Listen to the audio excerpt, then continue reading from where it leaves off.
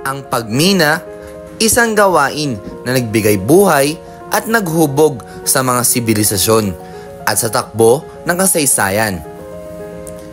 Mula sa mga sinaunang kasangkapang bato hanggang sa mga makabagong teknolohiya, ang ebolusyon ng pagmimina ay isang patunay na katalinuhan ng tao at ang ating paghangad na kunin ang mga yaman mula sa ilalim ng lupa.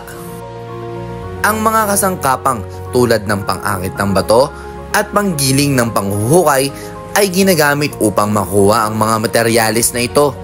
Ang pagmimina noong panahong iyon ay maliit at pangunahing nakatuon sa pagkuha ng mga bato para sa kaligtasan at mga pangunahing gamit.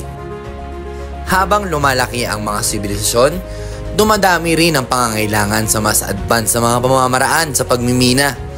Sa sinaunang Ehipto, ang pagkuha ng ginto at mahalagang bato ay naging pangunahing bahagi sa pagtatayo ng mga monumental. Sa panahon ng mga Romano, naging mas sopistikado ang pagmimina. Nagkaroon sila ng unang anyo ng pagmimina sa ilalim ng lupa at ang paggamit ng mga alipin at mga kasangkapan tulad ng water wheel ay nakatulong sa pagkuha ng mga mineral. Sa panahon ng gitnang kapanahunan, nagpatuloy ang pagpapalawak ng pagmimina dahil sa pagtuklas ng mga mahalagang metal tulad ng pilak at tanso. At ang minero ay nagtatrabaho ng matagal at madalas ay nasa delikadong kalagayan.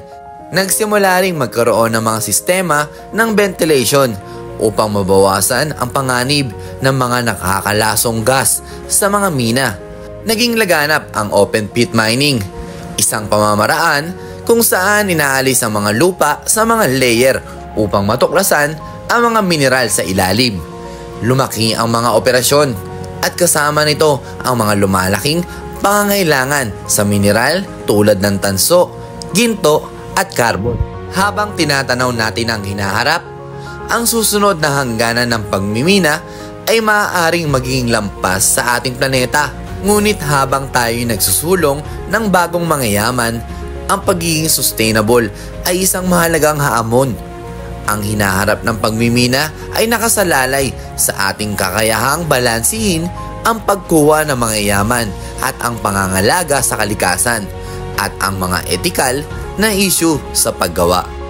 Mula sa simpleng simula hanggang sa makabagong teknolohiya na ngayon, ang ebolusyon ng pagmimina ay isang patunay sa patuloy na pagnanais ng tao na hubugin ang ating mundo.